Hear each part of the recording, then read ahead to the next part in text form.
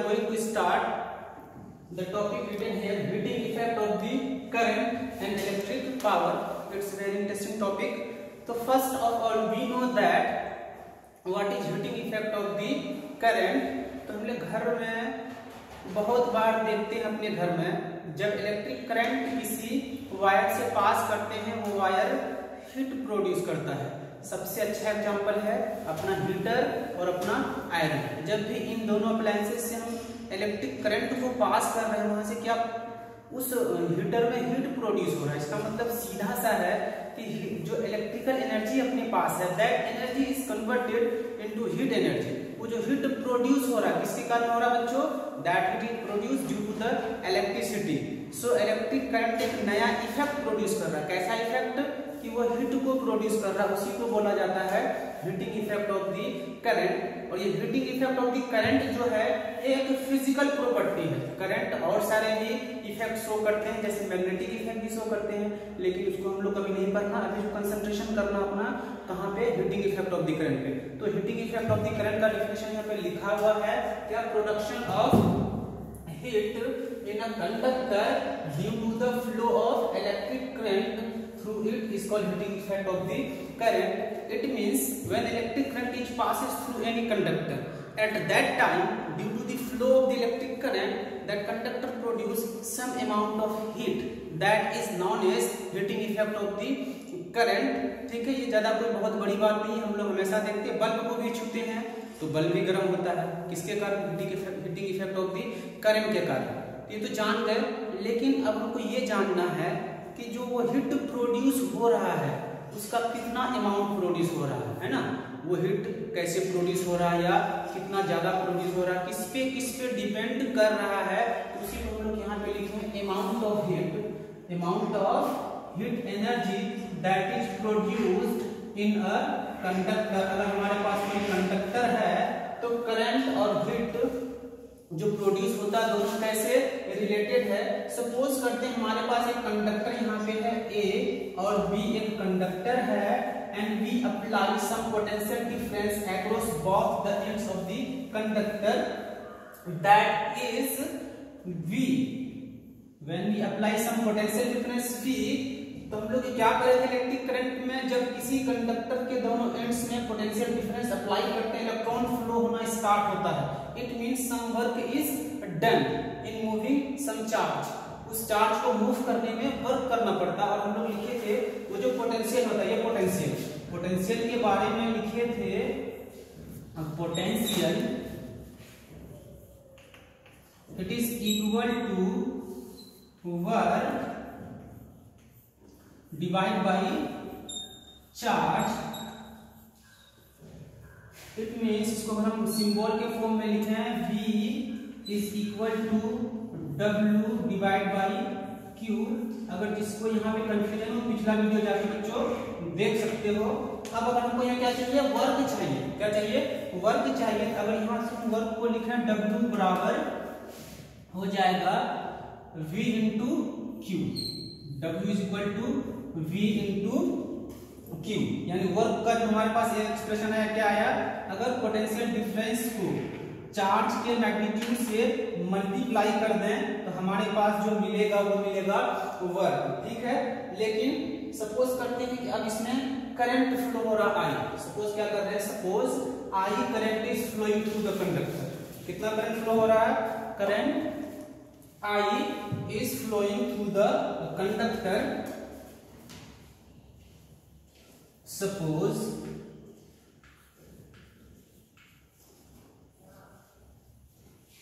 current I is flowing for time t। Time t के लिए जब I करंट फ्लो होगा, कि हम लोग को पता है जो I होता है I is equal to Q divide by T। इस एक्सप्रेशन को हम लोग सीख चुके हैं करंट का टॉपिक जब पढ़ रहे थे। तो हमको क्या चाहिए? Q चाहिए। अब यहाँ से हम Q निकाल सकते हैं। Q is equal to I into T। अब इस Q को हम इस वाले एक्सप्रेशन पे पुट करते हैं। इक्वेशन 1 पे जब हम Q के जगह IT को पुट करेंगे तो क्या हो जाएगा अपने पास एक्सप्रेशन, तो हो जाएगा W इज इक्वल टू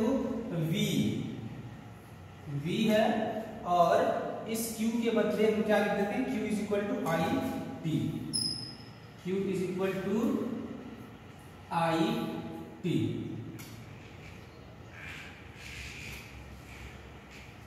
जो वर्क डन होता है वो क्या होता है, potential difference into current into time, यानी जितना ज्यादा पोटेंशियल होगा वर्क उतना होगा, और जितना ज्यादा करंट फ्लो होगा वर्क उतना होगा, और जितना देर तक करंट फ्लो करेगा उतना ज्यादा वर्क क्या होगा उसमें होगा। अब हम लोग जानते हैं कि ये जो वर्क हो रहा है, ये वर्क जो इस कंडक्टर में स्टोर हो रहा है, किस फॉर्म में स्टोर हो रहा है, हीट के फॉर्म में स्टोर हो रहा है।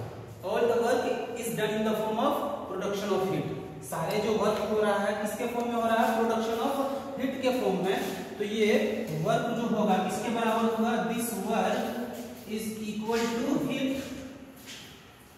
ठीक है। तो अब हम लोग वर्क को किससे रिप्लेस कर सकते हैं, हीट से रिप्लेस कर सकते हैं, यानी जितना हीट कंडक्टर में प्रोड्यूस हो रहा है, तो हीट जो होगा हीट के लिए H it is equal to work को किससे हटा रहा है, हीट से, VIT, न्यूमेरिकली जो उस कंडक्टर में हीट प्रोड्यूस होगा कितना होगा, VIT, जितना ज्यादा पोटेंशियल वहां पे हीट उतना ज्यादा प्रोड्यूस होगा, जितना ज्यादा करंट फ्लो होगा उतना ज्यादा हीट प्रोड्यूस होगा, और जितने देर तक करंट को फ्लो कराएंगे वहां क्या होगा, उतना ज्यादा उसमें हीट प्रोड्यूस होगा। तो this is the amount of heat that is produced in a conductor in which potential difference V is applied, current I flow for time t, this is the amount of heat, this is the amount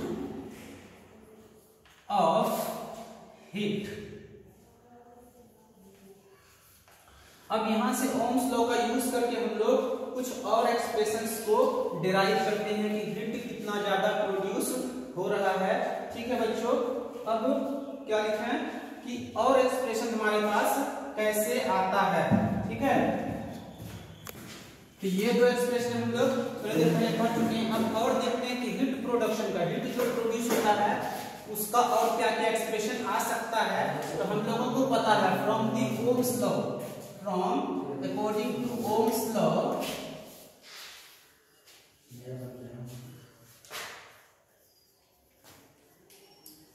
ohms law से हम लोग क्या लिख सकते हैं, हमारे पास होता है V is equal to I R, V is equal to क्या होता है, I R होता है, ठीक है।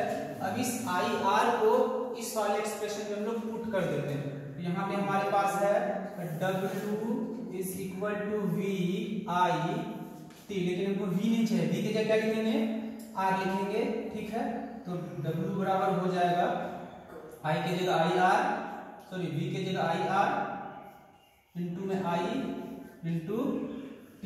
तो यहां से जो अपने पास देगा एक्सप्रेशन वो W is equal to I into I square, और ये R इंटू में T, I square R T एक नया एक्सप्रेशन है जिसको हम लोग थोड़ा देर बाद पढ़ेंगे, इसी को बोला जाता है जूल्स लॉ।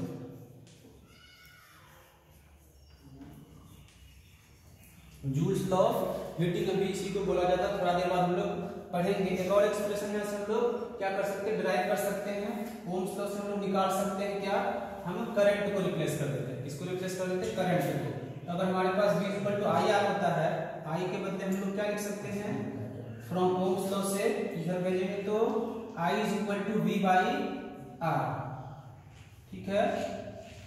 अब इस वाले एक्सप्रेशन में क्या करते हैं, इस V R को पुट कर देते हैं, तो W बराबर क्या हो जाएगा, I की जगह V बाई R, इसका स्क्वायर कर देते हैं, इंटू में R इंटू में T, यहाँ पे 2 R होगा, एक R से एक R चला जाएगा, तो क्या बच जाएगा, W is equal to V square by R into में T। ये दूसरा एक्सप्रेशन है।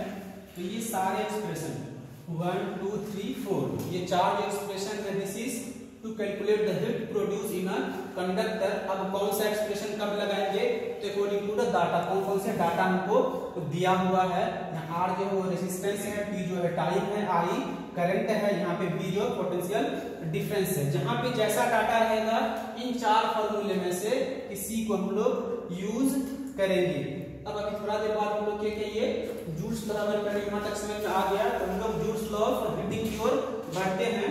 जूल्स लॉ ऑफ हीटिंग क्या कहता है कि किसी कंडक्टर पे जो हीट प्रोड्यूस होता है वो करंट से, टाइम से और उसके रेजिस्टेंस से कैसे रिलेटेड है, उसी को हम लोग यहाँ पे क्या करते हैं, एक्सप्लेन करते हैं। जूल्स लॉ ऑफ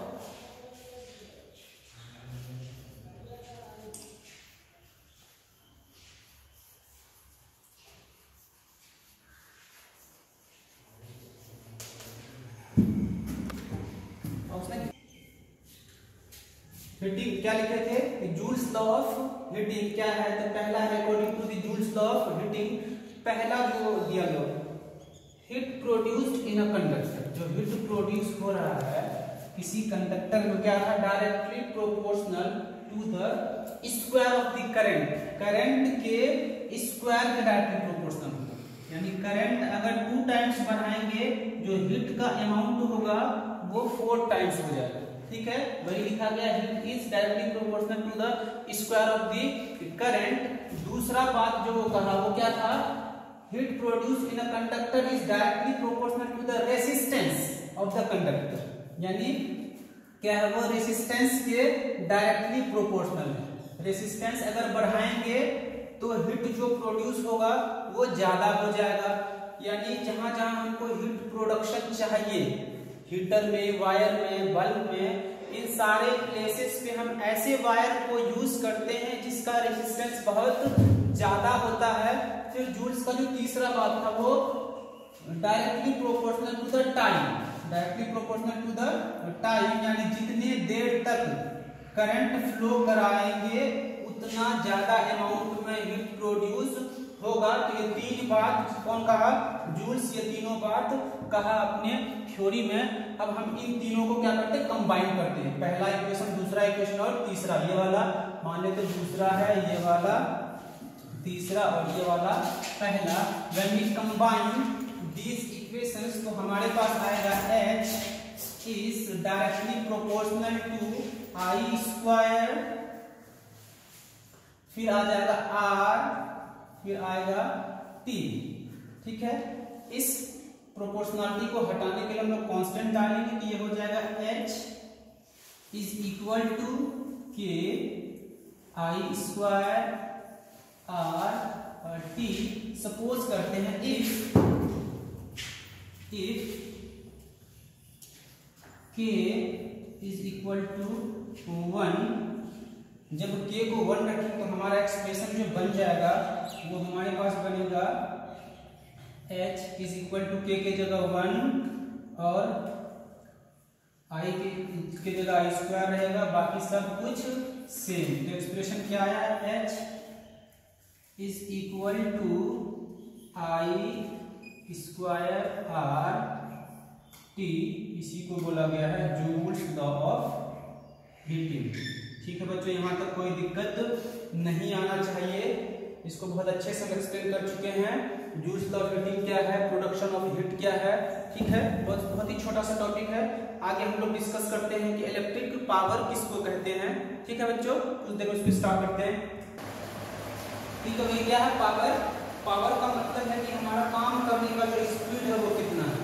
तो पिछली क्लास हम लोग पढ़े थे कि amount of work that is done in per unit time, यानी एक यूनिट टाइम पे हम जितना वर्क कर रहे हैं वो सारे वर्क को हम लोग कैसे डिफाइन करते हैं, पावर के फॉर्म में।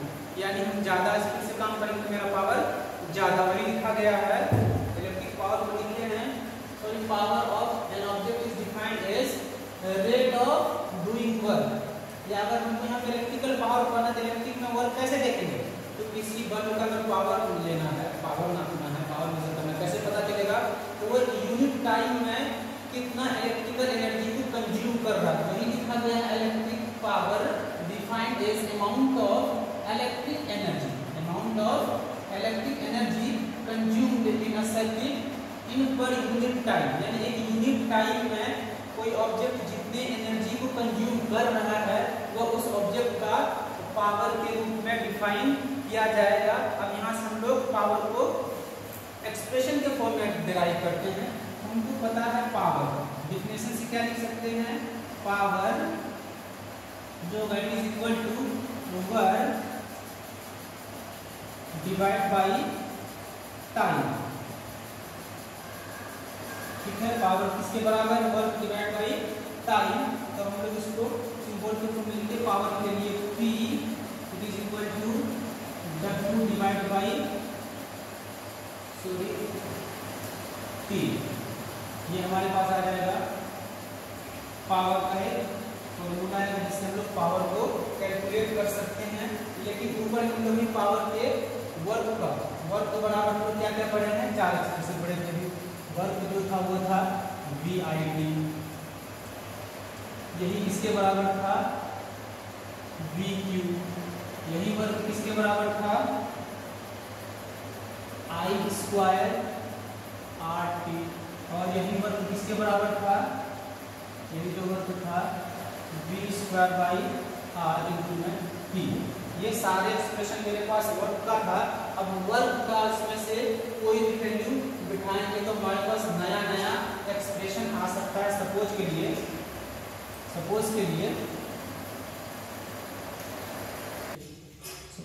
Work is equal to power is equal to, यहाँ से क्या हो जाएगा, वर्क के बदले हम यहाँ से VIT क्या लिखते हैं, VIT।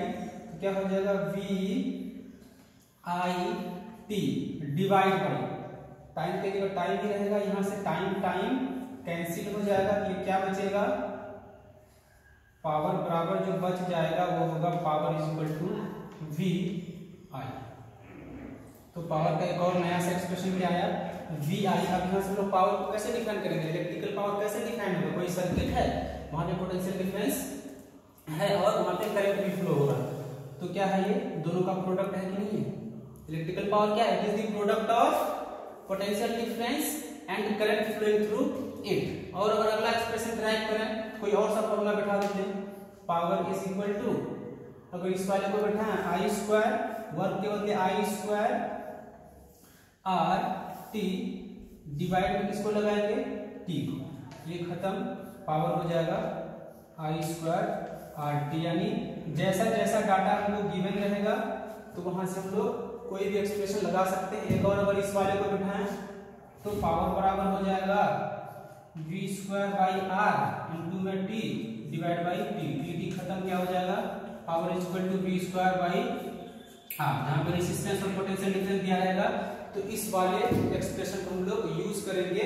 ठीक है, अब यहाँ से हम लोग क्या लिखते हैं कि पावर का SI यूनिट क्या होगा, what is the SI unit of power. तो यहाँ से लिखेंगे SI यूनिट। इसका SI यूनिट जो होता है वो होता है वाट। अब हम लोग 1 वाट किसको बोलेंगे, व्हाट इज 1 वाट। तो कैसे इसको डिफाइन करेंगे, सपोज करते हैं ये 1 वाट मेरे पास है, 1 watt it is equal to क्या होता है, W बाई T।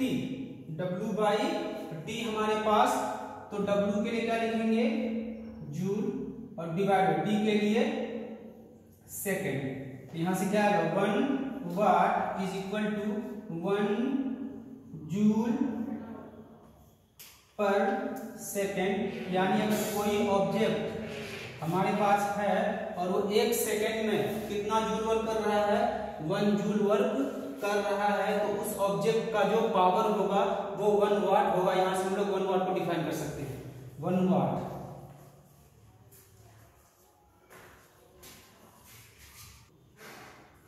तो क्या लिखे, 1 वाट, किसी भी चीज का 1 वाट कब होगा, जब 1 जूल ऑफ वर्क करेगा 1 सेकंड में। दूसरी तरह से हम लोग पावर का डेफिनेशन भी क्या देंगे, P बराबर जो आया था वो आया था P is equal to V into I।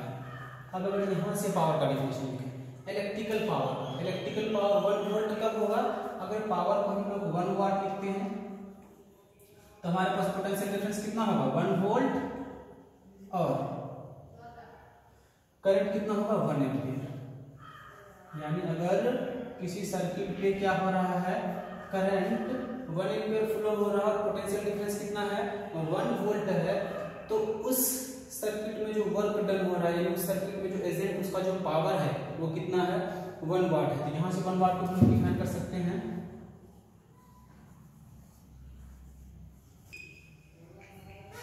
ठीक है, तो क्या लिखे हैं, 1 watt electric power is said to be 1 watt if 1 ampere of current flowing through it having potential difference of 1 volt. अगर उस सर्किट के एंड्स के बीच 1 वोल्ट का पोटेंशियल अप्लाई किया गया है और करंट अगर 1 एम्पियर फ्लो हो रहा है तो वहां पे जो पावर है वो कितना है, 1 वाट है। ठीक है, अब इस वाट का जो कुछ बड़ा यूनिट, बहुत सारा यूनिट होता है, एक होता है किलोवाट, जो हमारे बुक में बहुत जगह यूज हुआ। इस किलोवाट का मतलब होता है 1000 वाट। कितना होता है, 1000 वाट। लेकिन हमारे पास जो कॉमर्शियल यूनिट होता है, हमारे पास इलेक्ट्रिक बिल जो आता है वो किसमें आता है, किलोवाट आवर। किसमें आता है, किलोवाट आवर। अब इस किलोवाट आवर को समझते हैं क्या है। इस किलोवाट आवर का मतलब है कि अमाउंट ऑफ एनर्जी जो एक हमारे पास कोई इलेक्ट्रिक अप्लायंस 1000 वोल्ट का है, कितने वोल्ट का है, अगर 1000 वोल्ट का कोई हमारे पास इलेक्ट्रिकल अप्लायंसेस है, 1000 वाट का मतलब हुआ कि वो 1 सेकंड में कितना जूल वर्क कर रहा है, 1 सेकंड में 1000 जूल वर्क कर रहा है। अगर हमारे पास कोई 1000 वाट का इलेक्ट्रिकल अप्लायंस है, उस इलेक्ट्रिकल अप्लायंस को अगर हम 1 घंटा चलाएं, कितने घंटा चलाएं, 1 आवर, कितने देर तक ये यूज हो रहा, 1 आवर तक अगर इसको हम यूज कर रहे हैं, तो 1 आवर में जितना एनर्जी वो यूज करेगा, कंज्यूम करेगा, वही क्या हो जाएगा, 1 किलोवाट आवर। तो यहाँ से 1 किलोवाट आवर को हम कैसे डिफाइन कर सकते हैं, 1 kilowatt hour is the amount of energy that is consumed by 1000 watt electrical appliances in 1 hour. तो इसको लिख लेते हैं 1 किलोवाट आवर।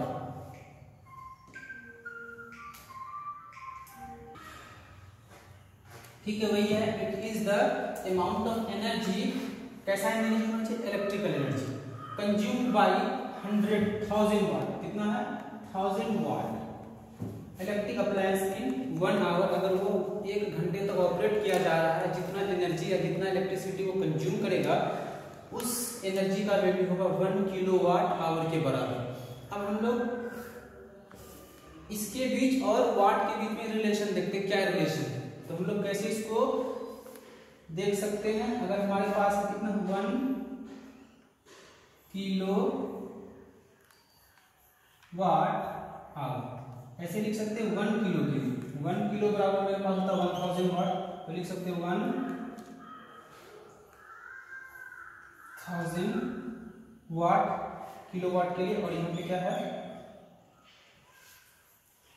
आवर।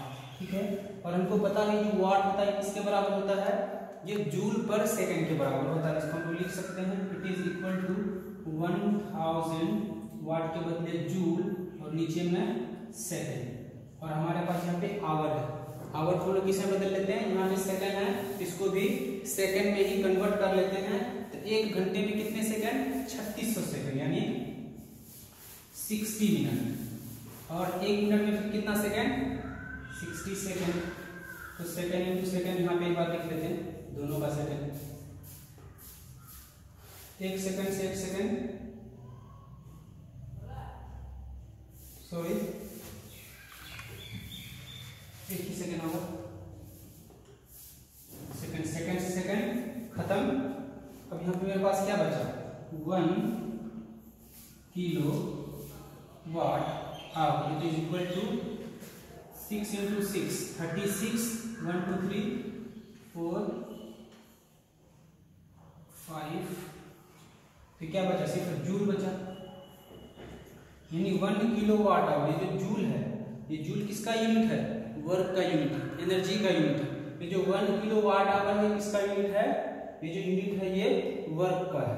ठीक है, तो 1 किलोवाट आवर बराबर कितना अमाउंट ऑफ एनर्जी होगा, वो होगा 36 पे कितना 050। अगर इसको स्टैंडर्ड फॉर्म में लिखे तो ऐसे भी लिख सकते हैं, 3.6 इंटू 10 पे पावर कितना लगेगा, 1 2 3 4 5 6 जूल ऑफ वर्क। ठीक है बच्चों, तो हम लोग आज क्या सीखे, इलेक्ट्रिक पावर और heating effect of electric current. तो हमारे सिलेबस में इतना ही है, तो आज की क्लास हम यहाँ तक ही करेंगे। आगे जो क्लास नया वीडियो लेके आएंगे वो न्यूमेरिकल्स का वीडियो लेके आएंगे। अगर आज का क्लास आपको अच्छा लगा तो प्लीज इस वीडियो को लाइक करें, शेयर करें और चैनल को अगर अभी तक आपने सब्सक्राइब नहीं किया है तो इस चैनल को सब्सक्राइब करें और बेल आइकन को भी दबाएं ताकि आपको नया अपडेट्स मिलते रहे। थैंक यू बच्चों।